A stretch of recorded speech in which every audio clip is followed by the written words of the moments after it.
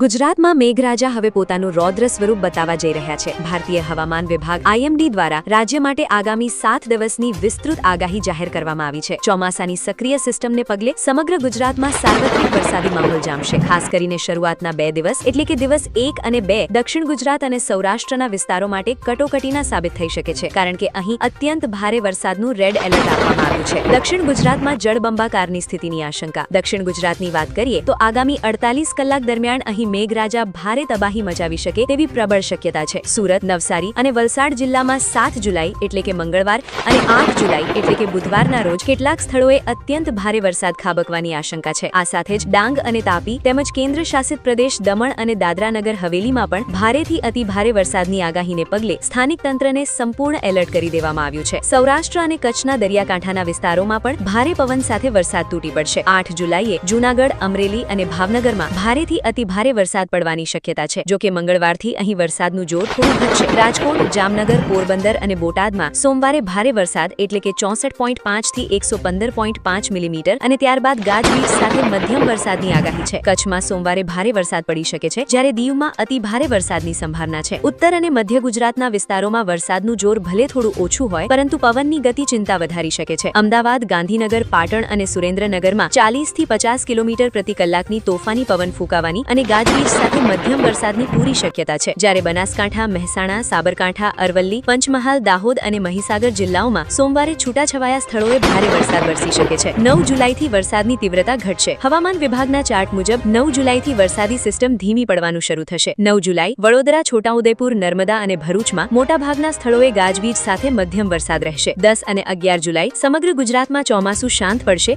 અને માત્ર અમુક સ્થળોએ જ ગાજવીજ સાથે વરસાદ નોંધાશે। 11 અને 12 જુલાઈ સપ્તાહના અંતે રાજ્યમાં વરસાદ નહિવત જેવો થઈ જશે અને માત્ર છૂટાછવાયા સ્થળોએ હળવા ઝાપટા પડી શકે છે। તંત્ર દ્વારા ખાસ ચેતવણી। ભારે વરસાદ અને તેજ પવનની આગાહીને જોતા નીચાણવાળા વિસ્તારોમાં પાણી ભરાવાની અને નદી નાળાઓમાં પૂરની સ્થિતિ સર્જાઈ શકે છે। વહીવટી તંત્ર દ્વારા ખાસ કરીને સુરત, નવસારી અને વલસાડના નાગરિકોને કામ વગર ઘરની બહાર ન નીકળવા તેમજ માછીમારોને દરિયો ન ખેડવા કડક સલાહ આપવામાં આવી છે।